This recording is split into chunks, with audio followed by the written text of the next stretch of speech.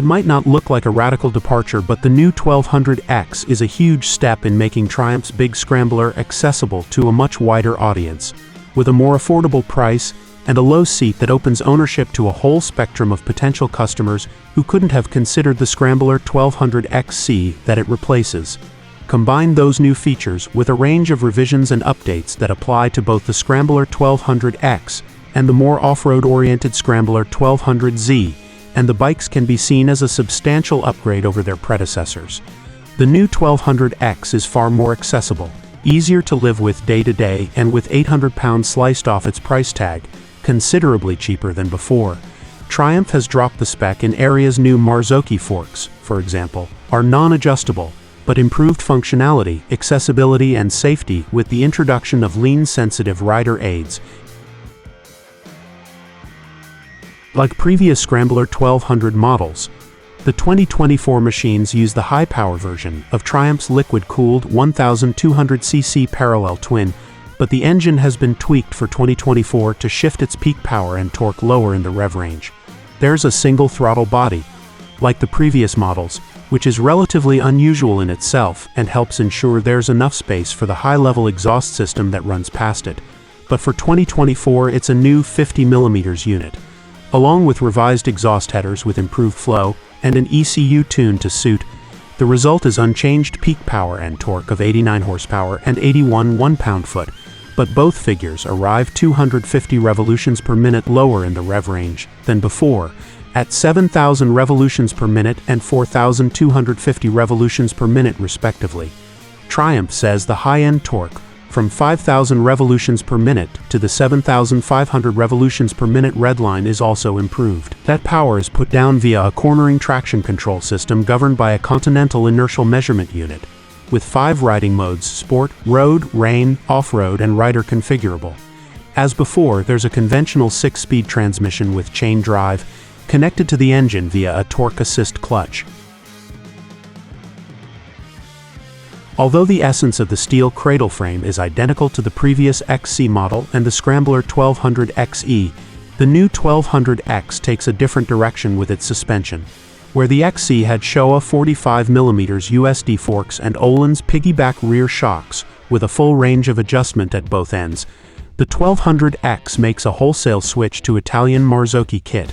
As before, there are upside-down forks and piggyback rear shocks, but the adjustability is reduced with no adjustment at the front and just preload adjustment at the rear. The suspension is also lower than before, with 170mm of travel at each end, compared to 200mm for the old XC and 250mm for the Z variant. Like the XC, the X also has a swing arm that's 32mm shorter than the Scrambler 1200XE, reducing the wheelbase and seat height even further. The brakes are another substantial change, with Nissan 2-piston, axial mount calipers at the front gripping 310mm discs, where the old XC model had 4-pot, radial mount Brembos on 320mm rotors. At the back, they're now a single-pot Nissan caliper on the 255mm disc, where there used to be a 2-pot Brembo. That might seem like a downgrade, and on paper it is, but the addition of cornering ABS, thanks to the Continental IMU, a tech that was previously only on the Z version, is a substantial safety improvement. Accessibility is the keyword for the Scrambler 1200X, in terms of both its price and the range of riders who can enjoy it, and in pursuit of expanding that customer base, Triumph has dropped the seat height. The lower, shorter travel suspension means that in standard form, the 1200X seat is 820mm from the tarmac, compared to 870mm for the Z version and 840mm for the old XC variant. With the addition of the optional accessory low seat, the figure drops to 795mm, the first time the Scrambler 1200 has been available with a seat below the 800mm mark. That means you no longer need to have a towering physique to get your soles flat on the floor.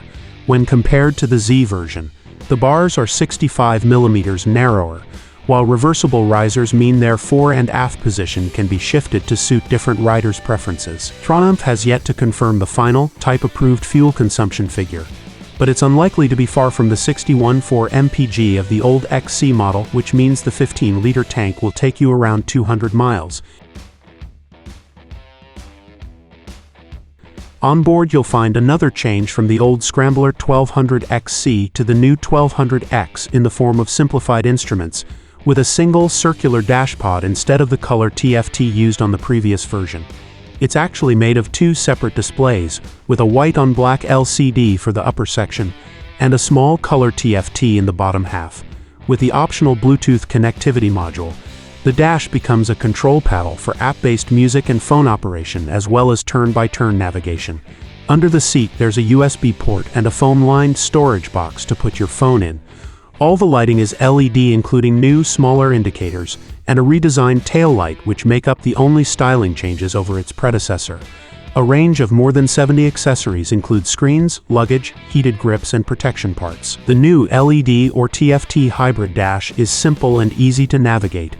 Some may actually prefer the classy minimalism of the X display to that of the pricier Z, but you don't get backlit switchgear as like the Z.